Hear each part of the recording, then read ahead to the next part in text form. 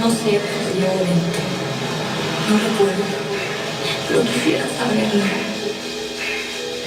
¿Qué soy? Como un golpe de agua, el velo de la desmemoria es levantado. Soy la melodía de mi padre. No aquella canción inventada por mi amnesia, sino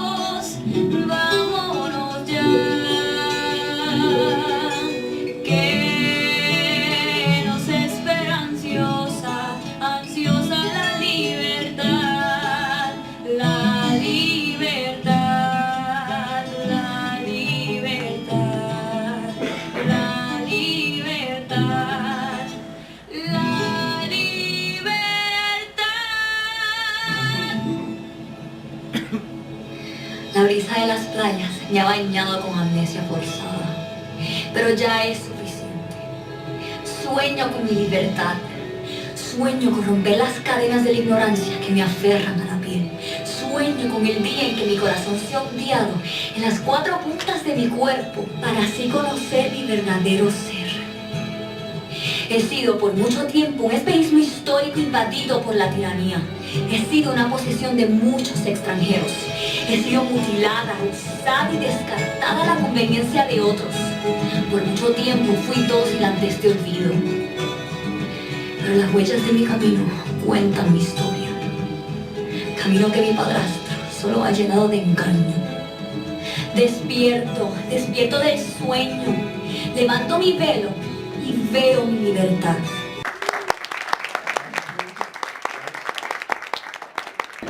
I want to start off with Marlena Fitzpatrick-Garcia at the end, who did go to Puerto Rico right afterwards. But what I love, this is one who has got 2 master's degrees from Texas, and one of her master's degrees is in creative writing. So she's a storyteller with a voice, and she got published in the Huffington Post, a very, very popular, website and news source. But it's important that we also get our stories out there. So I love, you went to Puerto Rico after the hurricane, and one of the great articles that you wrote, in this article, was telling Puerto Ricans who, from here in the States, in New York City, people were dying to go and find their families, see how they were doing. And Marlena, in her typical no-nonsense fashion, gave a list of do's and don'ts, but mostly, if you can't deal with the following, don't come to Puerto Rico. We don't need you. Well, I didn't say it like that. Ella de armas tomadas. But so run through, and how much of that list and which of those points still stands today? So I wrote, can you all hear me? I'm loud. Oh, here you go. Aquí pasa, pasa. Oh. Can you hear me better? Yes. Okay.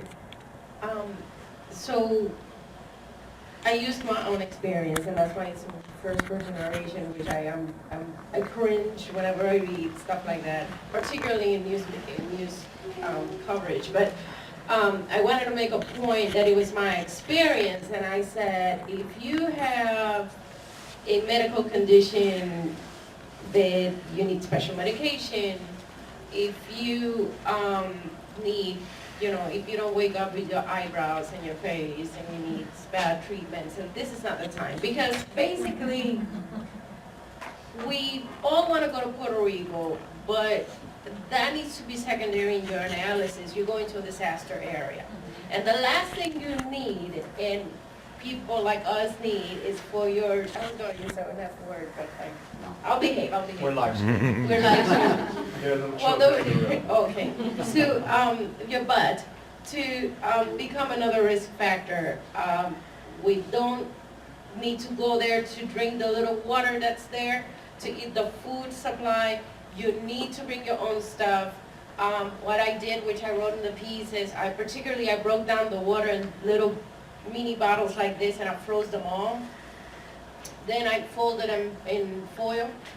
And when we landed, mind you, I flew directly from New York, so it's just 4 hours, and they were all still frozen when we got there. There were an enormous amount of suitcases all drenched in water because, well, the bottles broke. So, yeah, they were throwing things. And that will be still relevant today. That's my advice. I took protein bars, and that's all I ate for 8 days. And also, if you want a little bit more of nutrition, you can do the same with coconut water, not just regular water. And athletic clothing that dries real fast, and you can wash it real quick, and it'll still be functional day after day after day after day.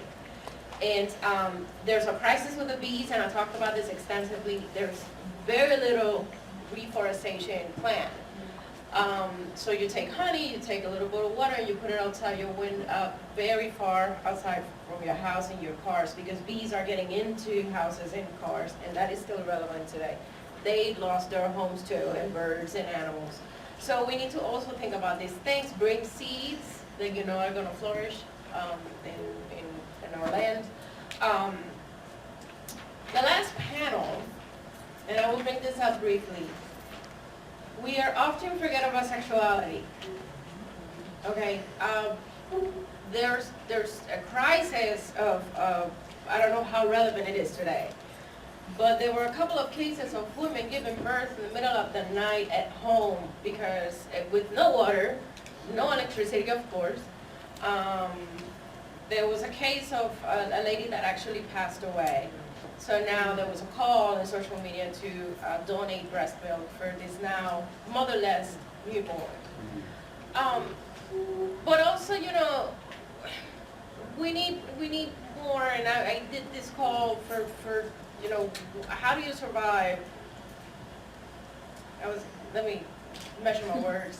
I think people can survive without sex, but how do you deal with sexuality during these areas? And the only piece that I've actually found was a box piece about sexual assault in shelters. And so that is our responsibility as media, is where are the experts writing about this and why are they not being published? When you have people that are unknown, you don't know who you're staying with in a shelter and anything can happen. So reproductive rights and sexuality, we need more voices. We need, as media makers, to propel those voices forward and to educate.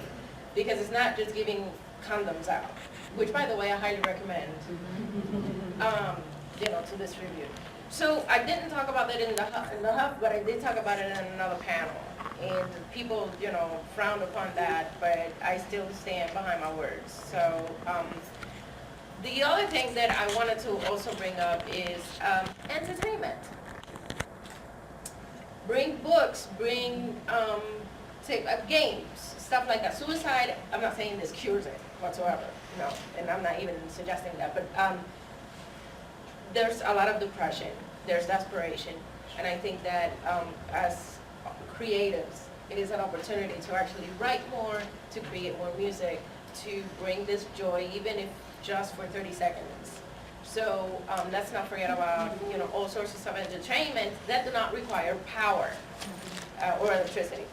So books, games, Acoustic instruments, stuff like that. And we talked about this on the phone, and I want to bring up, as artists, we do have a responsibility to use our voice for these causes. Not just Puerto Rico, but it's easy to go and say, oh, you're just a celebrity, go and entertain me. And I wouldn't say that to an athlete, even though an athlete is also entertaining us, and there's a result somewhere. But I wouldn't say that to a doctor. I wouldn't say that to an architect. You just go and build and, you know, shut up out of your opinion. Marlena, I love what you raised yesterday when we were talking, that, you know, when we think of our politicians, when we think of media, what you were saying is, and, you know, our last panel was going to be with Susana Ramirez Arellano, and she was saying that social media saved the day over traditional channels of media, that we're not functioning in Puerto Rico. And there's people who have severe criticism that they should have been better prepared, they should have known, you know, when it was only the radio, which ended up being 911 in Puerto Rico, the TV channels, because they didn't secure their satellite dishes. They didn't do, they knew, we all knew a hurricane was coming, and they were ill prepared. But what I love that you raised was that, you know, so you have someone like Susana talking that it was social media where she got her information through Facebook, Twitter, Instagram, and you're saying it was artists who were in Puerto Rico doing more so than politicians were doing. And again, our responsibility, and again, the power that we have in moving a community. So help me with that, but you were saying artists really were one of the first responders. There's a sense of us being fearless. And, you know, there's a sense, again, this goes, well, oh my God, I'm going to jump on a plane and go there and land, and then what are you going to do, right? I'm highly critical of pulling the trigger and then aiming. We need to be analytical. But the artist in me, and most of you here, says we have to do something. And it's about taking action. And artists, and those in the public eye that are on the creative side, have jumped and they got on those planes and they went ahead and they put the boxes together and they went home to those homes, delivered food, and did all this stuff. Then I'm going, great, that's fantastic. But there are people that get paid to do this. There are people that get elected to do this. And so where are my taxes and where's my vote here? Why do I have to risk my life doing what you are trained? Because I'm not a professional in this. I'm just doing it because I feel as a Puerto Rican and as a citizen of this world that I have to do something. But I don't know what I'm doing sometimes, you know what I mean? If you tell me, well, I have to save the bees, I may be killing them because I'm, you know what I mean? So there are professionals for this that should take the leadership. Well, artists were there. But artists are the ones taking the leadership. We are the ones packing those boxes. I don't want to diminish or, you know, or be condescending to, you know, other industries that have done their part. Other first responders. Right, I mean, absolutely, and there have been people that have done amazing work. But frankly, artists are the ones that did the telethon, they're recording, there's now a new book coming out, an anthology, there are more albums coming out, there are more concerts coming out. And frankly, it was a whole bunch of airplanes landing full of us. So a perfect segue. I was going to take another route, but you opened up the Pandora's box. The office, it was really Mayor de Blasio's initiative immediately afterwards that he wanted to send from New York City representation and support. And here's your New York City Office of Emergency Management. And you're sent to Puerto Rico within how many days of the hurricane? My team was sent a week after, 7 days. A week after. And what I love what you also said is we didn't go there with this attitude of we are the omnipotent, you know, U.S., New York City agency coming into your country to tell you what to do, how to do that. I love what you said, that the philosophy was we're going to go in there and we're going to collaborate with existing organizations and ask them how can we support you? What do you need? And so I'd love to hear your technical. So when she's saying we need more people like you from Puerto Rico and from other areas, like we'll also hear from Jessica, whose husband works for Con Edison and left this morning at 6 a.m. with a team of people who are going to set up poles throughout Puerto Rico and put electrical wiring. Field. So New York City Emergency Management plans and prepares New York for large-scale emergencies. And part of our mission in Puerto Rico is to support the Puerto Rico Emergency Management Agency. So we were there with that direct mission to support Puerto Rico. And as was said, we really were there not to say what should happen or how things should go, even though our expertise was certainly valuable, especially after everything we went through after Sandy. but really to take direction and help Puerto Rico in the way that Puerto Rico wanted to be helped. I want to say self-deployment is a big no-no. That's what we call when volunteers or any actually staff just goes down without a mission, because volunteer management in itself creates more work, right? If you have people showing up that don't have a job to do or don't have skills that are already expressed needs, now you need someone to take away from what their job or whatever they were doing to help manage these volunteers. And so that's an excellent point that I think everyone wants to help, but you have to make sure you're doing it in the right way. And so our team, it was a team of 10. We were actually the second team that went down and deployed. And we were working directly at what we call the Joint Field Office, directly with FEMA and directly with the Puerto Rico Emergency Management Agency. So I saw firsthand, you know, the good and the bad, right? The politics, all the barriers that gets in the way of things getting done. But I also worked with some incredible people who had been working long hours, especially on the Puerto Rico side since Irma, right? Because these people were activated, as we call it, before Maria had hit. They were all personally affected, so I worked with people who were sleeping in their cars and then coming in for the next 12 to 14-hour shift because they didn't want to wait another, I don't know how many hours to get gas. And that was even for these priority clients, right, that were working. And so even those lines were hours long. 9 hours, I did. Yeah, in the beginning it was 10 or more. And sometimes they would wait in line, get so close, and it was time to start their shift again, and they didn't even get to refill. So how painful was it to then, you know, us come and work with these folks? And I'll also say most of my work was centered, so the Joint Field Office was centered out of the San Juan Convention Center. So I was mostly in San Juan.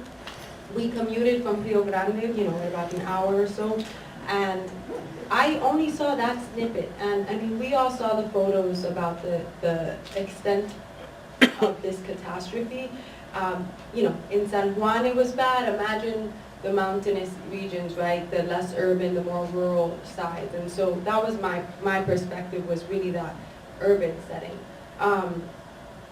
And so we worked long hours with folks, you know, really trying to lift their morale, integrate, make sure FEMA and the Puerto Rico government agencies were working together. That's what we do here in New York. We're a coordinating agency. And out there was a lot of complicated factors for me personally. I'm a New Yorican, but I was the only one with ties to Puerto Rico on my team. And so you were the only Latina? Yes. And so on my team from New York, right? And so that had a lot of complications in itself. But how important was that at least there was one Latina seated at the table? Right. Who knew all the cultural nuances, that Right. knew the language Right. intensively. You know, so within, you're doing a great job. Talk about that other layer. And then I want you to talk about how it flipped that creative side of your brain. Sure. And so, right, to that point, I became not just the interpreter from a language perspective, but leadership began to look for me, you know, to talk to me. And I started to learn, you know, we went in there, as I said, with a mission in place, but when we got there, there was no mission. The way in emergency management, the way it works is there's a system in place. There's a plan, right? The way things are supposed to happen.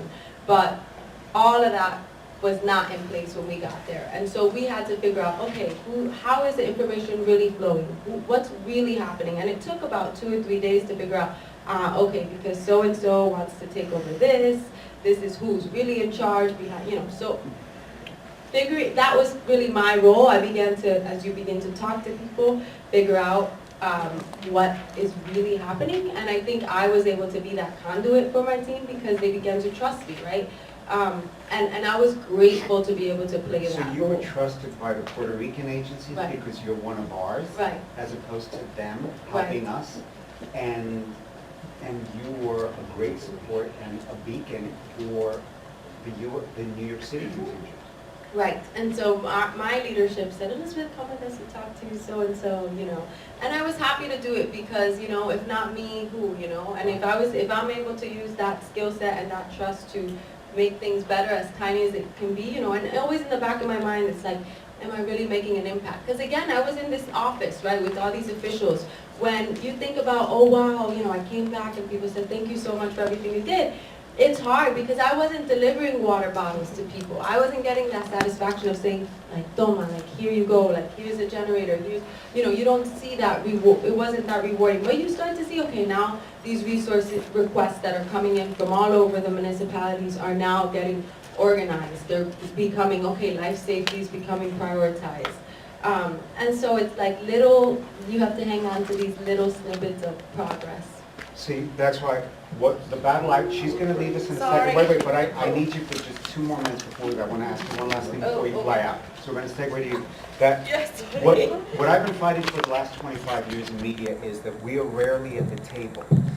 And that's why we also have to demand as consumers, not only as multimedia makers and artists and journalists, that we have to demand that there's always at least one Latino present at the table.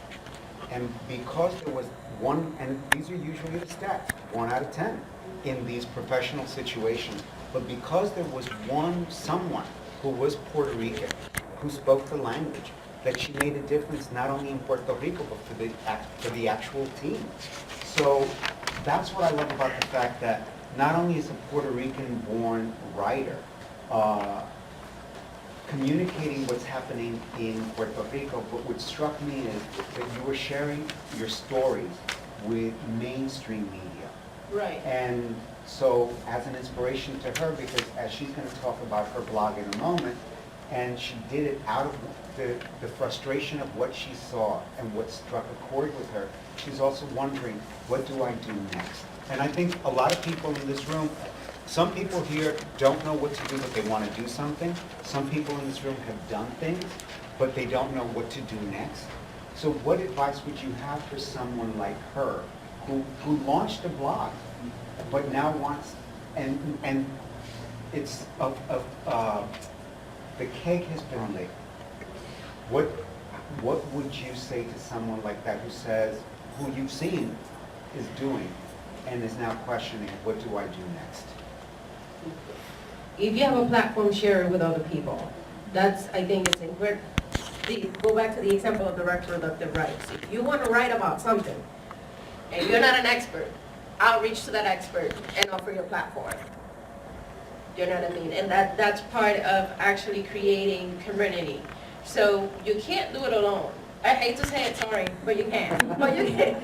But that's why we're here. But you can open yourself to be aligned with the right people and unify all those voices. So use your platform to share it with levels of expertise. And I go back to this word, be fearless. I mean, let me put it this way. Trump blocked me on Twitter. Qué orgullo. And drove us team. You and Stephen King. And I wear that like a badge of honor because you have to be fearless and you have to say what you have to say. But always keep in mind that facts should always prevail, right? And when we write in the news and we use these different platforms, be it me as a music journalist for Univision in Spanish or whatever, or writing about news, or right now dedicating my time to write about Puerto Rico, my focus is we need to continue to keep this in the limelight because this is ongoing and there's no end in sight. So if you do not find inspiration to write something, find someone that has something to say. But right now, it is about us sharing that loudspeaker and with facts. Great. Yeah. Gracias, Marlena. Thank you so much. I'm sorry. Thank you, family. Let's take a selfie. I love your work. Uno, dos, tres. You want to be in it too? Come on. Uno, dos, tres. There we go. Thank you. Thank you. So, I'll be back like around 5. How's No, that? no, And no. I'll meet everybody. Marlena never goes away. Elizabeth, tell me in 2 minutes, so you were not a blogger about this beforehand, and you did this incredibly lengthy and intensive thing out of what many of us are facing, rabia, rage, disappointment, hurt, frustration. So tell me about your blog. So I'll say I never called myself a blogger or multimedia maker, so thank you. It's really an honor to share this panel with folks that really have done so much.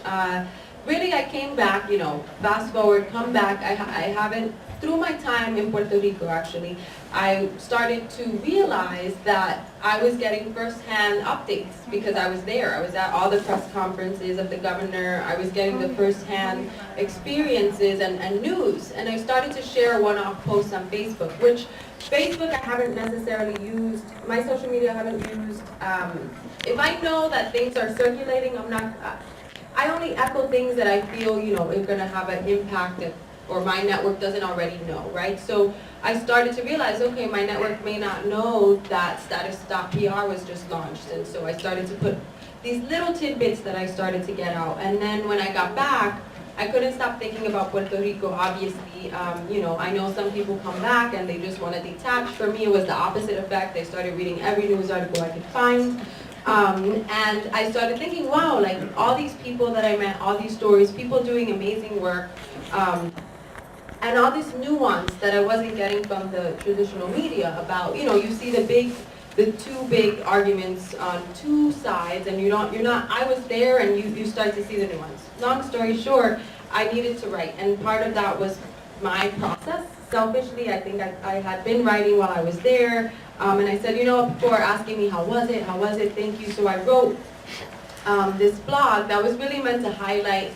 I tried to keep a positive spin on it, try to not focus too much on some of the, the difficult pieces that anger me, and maybe that's my next direction, I don't know. But I wanted to just shed light on who I met, what we did, and at the end, make it actionable. These are all the organizations that I know of that are donating, and I asked people what else. And I've since updated that section, the Take Action. Can you tell them how they can find your blog? Yes, it's my name, ElizabethAngeles.com. ElizabethAngeles.com. Thank you. And essentially, what's come out of it is people have said, oh, I've also heard of this organization and that, and some local, like, Sunset Park Relief Coalition here in New York. I was able to share the update about the service center here in New York, and that's part of the work that I do. I've been going to a couple of El Centro's events, and since then I've met some wonderful people, and I have a blog post ready to share some other ways people can take action, like adopting a small business in Puerto Rico, if you know how they can produce something abroad and they can stay and continue their work in Puerto Rico from there. There's a lot of people are doing great work, and if I can help amplify, I think that's my immediate next step. And I'm also talking to some of my colleagues who are there and trying to figure out more actionable. But for now, I'm amplifying the message, and I was, people have reached, found me through that blog as well, and so I hope that continues. So, and look, you're hearing a seasoned, news person, journalist, writer like Marlena, who's been doing this all her life, who's been trained in this field, and first-time bloggers are okay. It's all about how do you channel your energy and stuff like that. So I'm going to jump over to a first-time filmmaker who's actually a mental health professional. So it's like, and I asked her yesterday, are you so now, what are you? Are you a mental health professional who makes films, or are you a filmmaker who's a mental health professional? And it was really interesting. She said to me, no, I'm a mental health professional, but I found a vehicle for my voice. So tell me about Colonization is Extinction, and how you weave your work as a mental health professional in helping Puerto Ricans. So our film, Colonization is Extinction, was obviously thought of and created and finished well before Hurricane Maria, but I think that the film highlights the issues with colonization, and Hurricane Maria showed us that that's absolutely correct, that what we're seeing with what's going on in the hurricane is it is intentional.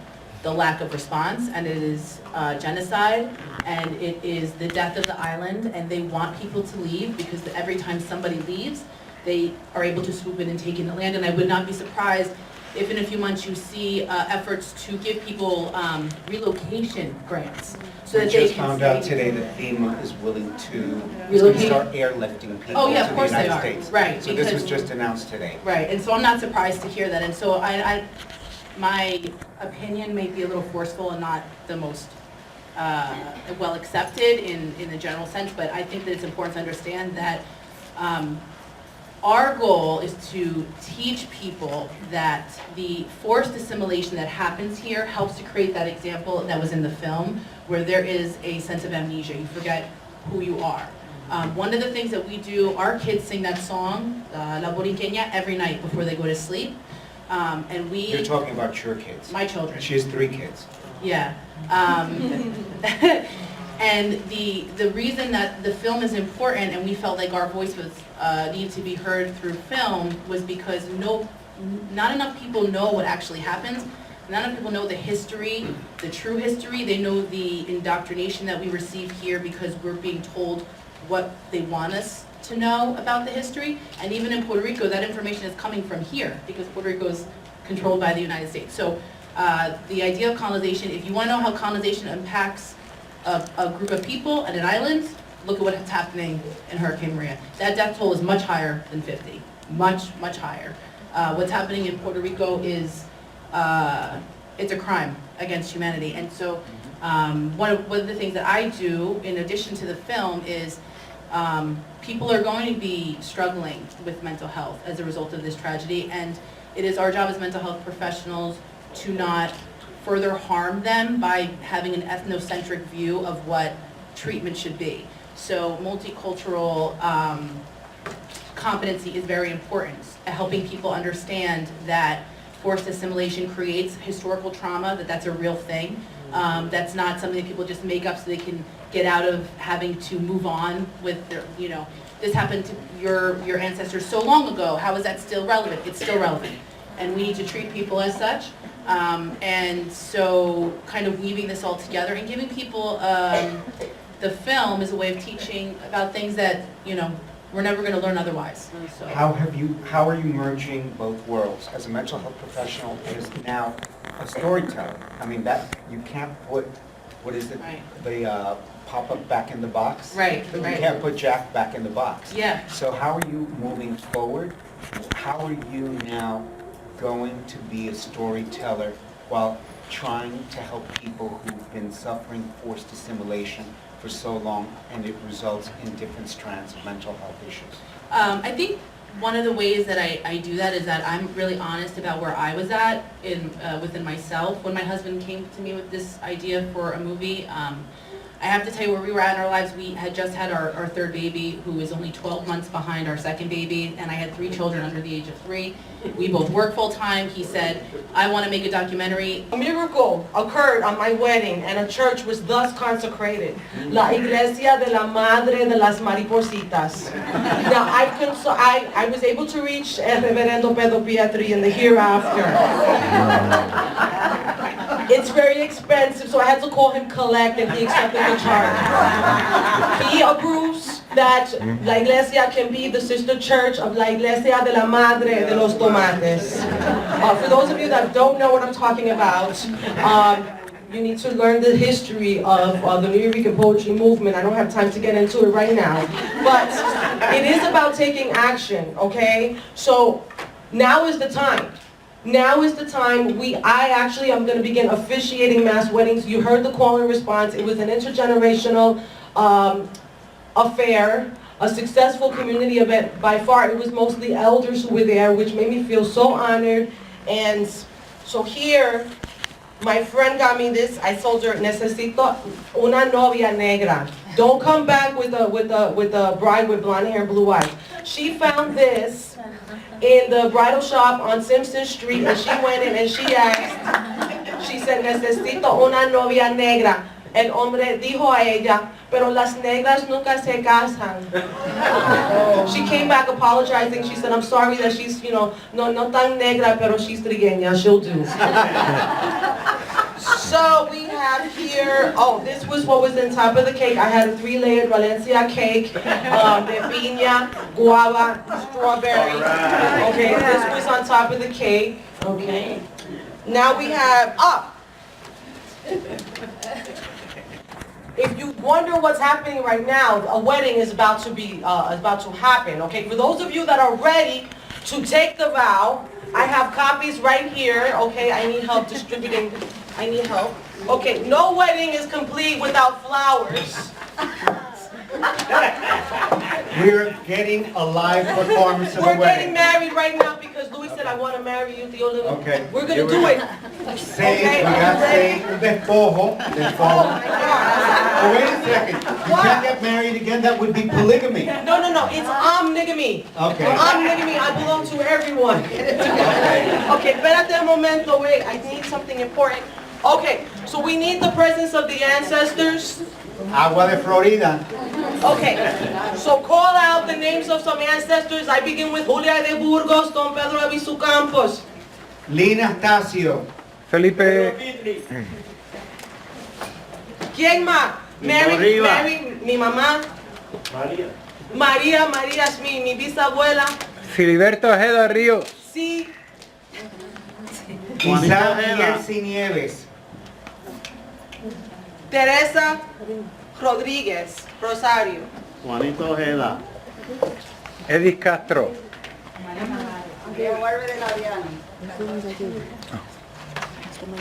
¿Quién más? Richie Pérez, Pedro, el reverendo Pedro Pietri. Evelina Antonetti, Lilian López, Lorraine Montenegro, H. Lolita Lebrón, Lolita, doña Lolita. Alice Cardona. Casildo de Tres. Rafael Miranda, Okay. Billy Thomas, Clemente Sotovelo. Okay, falta una bandera aquí, but don't worry, I have one. I'm unapologetically a nationalist. Okay, so we'll do it in Spanish. Okay, I will lead, and then we'll do the call and response. I want to say that Adal Maldonado is designing official marriage certificates. And we're going to be doing a mass wedding at Uprose in Brooklyn in December, and there will be mass weddings. Just like El Reverendo, this will continue because it's an opportunity for us to make a lifelong vow to Puerto Rico and to la Madre Tierra y la Humanidad. And to those that are here that are not Puerto Rican, to whatever you identify as your homeland. That could be right here in El Barrio. It is. The Bronx. We all share this planet. And if we don't step up and do something and commit for the rest of our lives, there's not going to be a planet for the future generations. And that's why I believe that it was mostly elders that came to my wedding that took me seriously. And I'm so thankful. And I want to thank Bombayo. I want to thank Dr. Drum. I want to thank Melinda. I want to thank David Galarza, who was at my wedding. So we're going to take the vow now. So you say your name. You say yo, in my case, María Teresa Fernández Rosario Rodríguez de las Maripositas. So you say your name. Yo acepto Molina. a ti Puerto Rico Acepto a ti a Puerto y Rico. tu diáspora. Y tu diáspora. La Madre Tierra La Madre Tierra y la humanidad. y la humanidad. Como mi amor de verdad. Amarte y protegerte. Protegerte. De hoy en adelante. En lo próspero, en lo adverso. En lo próspero y en lo adverso. En la riqueza y en la pobreza. En la riqueza y la pobreza. En la enfermedad y en la salud. En la enfermedad y la salud. Para todos los días de mi vida. Para todos los días de mi vida. Te prometo serte fiel. Te prometo serte fiel Hasta que la muerte hasta que la muerte nos separe. nos separe. H. Now we can all kiss each other. Yo tengo catarro. You can? Okay, yo tengo catarro. Okay, so I can't kiss anybody. At my wedding, I hugged and I kissed everybody. But I have some kisses here. And I'm going to pass this around. Okay? if you want to have a real marriage certificate, I'll pass this around. You could sign your name in the marriage book, okay? I'm gonna pass this around. You could take a kiss. You could also drop a few ducats in here, okay? I'm going to Puerto Rico. I have over 175 gifts. I already bought my pasaje. I arrived December 21st. I'm gonna be volunteering, offering poetry workshops and readings with La Festival de la Palabra, spending time with my family. I'm delivering toys. I'm doing a toy drive already. The first batch of toys got sent to Puerto Rico. My project is called Mujeres con Maletas. But now men want to be involved, so we have hashtag Hombres con Paquetes. That's my kind of man. So then the goal is to go to Vieques the January 1st hasta el Día de los Reyes, and then January 7th I'm going to Santa Cruz. So someone talked about the sex crimes that are happening. There are definitely sex crimes happening in Santa Cruz, and probably people are not talking about this. But what's happening in Santa Cruz, and this is directly from someone who is a filmmaker who I know who's there, who said that it's mostly happening to children, to little girls, to children that are living with, that are being forced to live with strangers, y también con tíos y primos. And we need to intersect, and I agree and I appreciate what Edwin said. Do not separate us. Also, do not separate the issues. We have to look at what's happening in this catastrophe, in this humanitarian crisis, through an intersectional lens. And I speak as a survivor of child sexual abuse and sexual assault and domestic violence. That we need to put the lens on all of the oppressive mechanisms that are hurting us and say no more. So hashtag Me Too and hashtag No More. Que viva Puerto Rico libre. Freedom is the only way. And that's where I stand. So I'm going to pass around the kisses. I can't really stay in network because actually Howard Jordan, I'm supposed to be on Howard Jordan at 3:05. So I have to run outside and then I'll come back, but I'm going to pass this around. María Teresa Mariposa Fernández.